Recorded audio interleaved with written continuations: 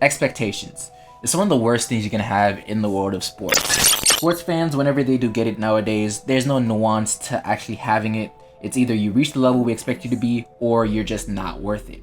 And that is I think the problems a lot of players face, especially topics in the country. And specifically for the past couple years, these three guys have been dealing with it the worst. And that is Andrew Wiggins, Marcus Smart, and Lonzo Ball. Lonzo Ball and Andrew Wiggins got it a lot more than Marcus Smart did. Marcus Smart still faced the criticism after having such a high draft comparison next to guys like D Wade and not really living up to, I guess, that type of hype. But after not reaching those expectations, a lot of people like to label these guys busts. And I think that's jumping the gun a little bit. And to be honest, a lot of it.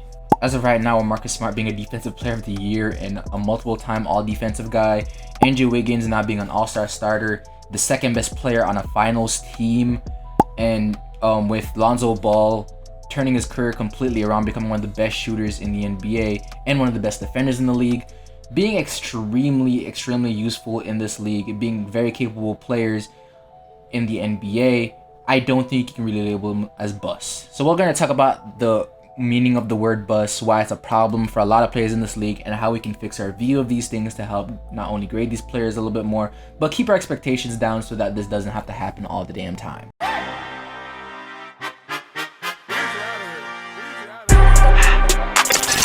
Being 18 years old or 19 years old, having this much hype around you coming to the NBA has got to be a really scary sight for any single kid.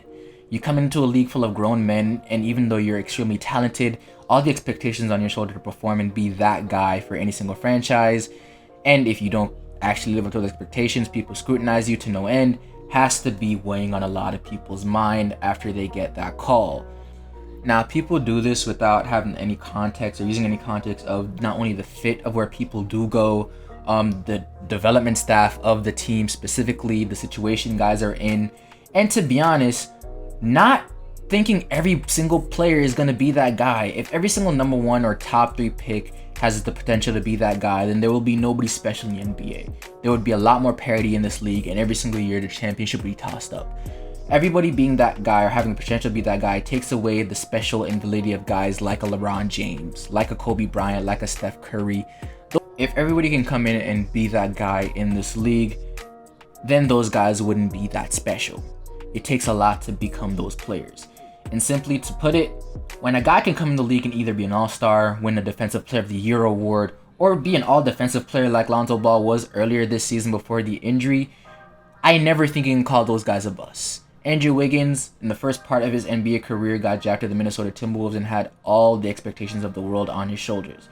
Being nicknamed Maple Jordan, having Kobe talk about how he has all the tools to fit and become that guy in this league, having great 2 seasons, getting that big contract, and simply, well, falling off a cliff throughout his entire tenure in Minnesota. But something that showed up in his run in Golden State after becoming an all-star starter, winning his first ever championship, and to be honest, locking up Jason Tatum, is that not only did Andrew Wiggins have the tools to be a really good player in this league, not only was he always really a good player in this league, but it takes a special franchise and a place where winning is actually, I don't know, an actual thing you want to do for you to bring that out of some people. Andrew Wiggins in these NBA finals doing things that he never did in Minnesota. Minnesota, he would have stat lines of just 20 points, 1 rebound, 0 assists, and that's it. If he wasn't giving you an efficient 20 or at least a pretty close to efficient 20, he was giving you nothing that game. In Golden State, if Andrew Wiggins' shot is off, he shot 7 for 18 in this Game 6 versus the Boston Celtics to close out the series. The man still has 6 rebounds, 5 assists, 4 steals, and 3 blocks. You would never get that stat line when he was in Minnesota, and I think that's a lot more knock on Minnesota and their ability to actually develop talent and hold players accountable than it is a knock on Andrew Wiggins. You could have got like Lonzo Ball going to LA, having all this hype around him, being called Steph Curry with a 40-inch vertical. God knows why Mike Simba even said that. But all this hype around his game and people pointing out a lot of the problems in it, specifically his jump shot, him needing to put on weight.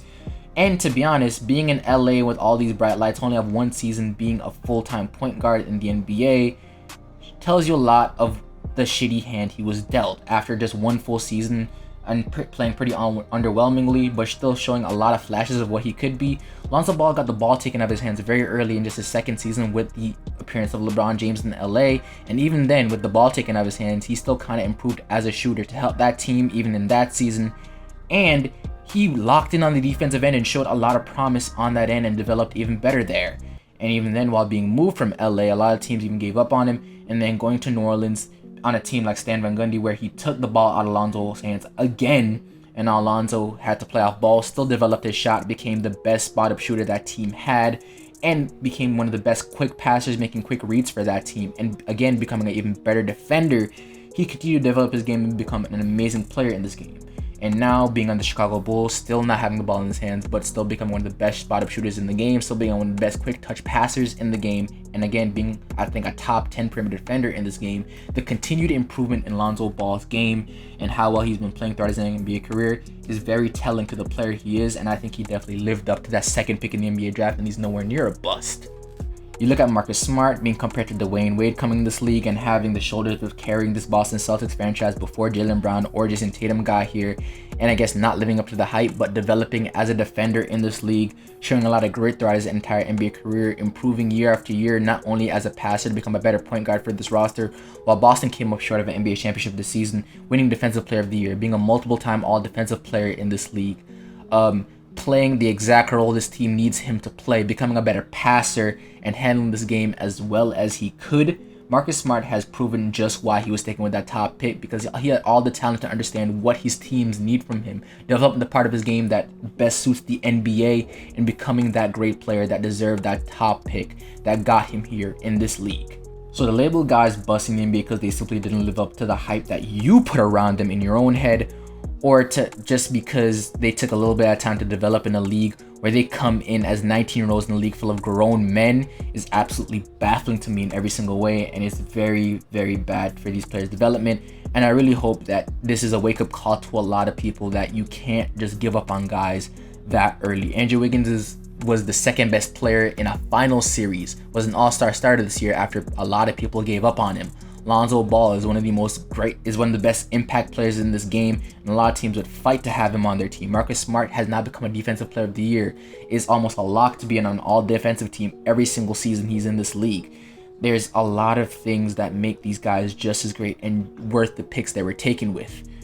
So, with all that being said, let me know what you guys think in the comments section down below. Do you think we do need to redefine the word bust? Do you think we need to take a little bit more time to understand these players, learn what they best fit in this league, instead of just throwing these expectations on them and expecting them to fit them immediately, even though it doesn't fit their game?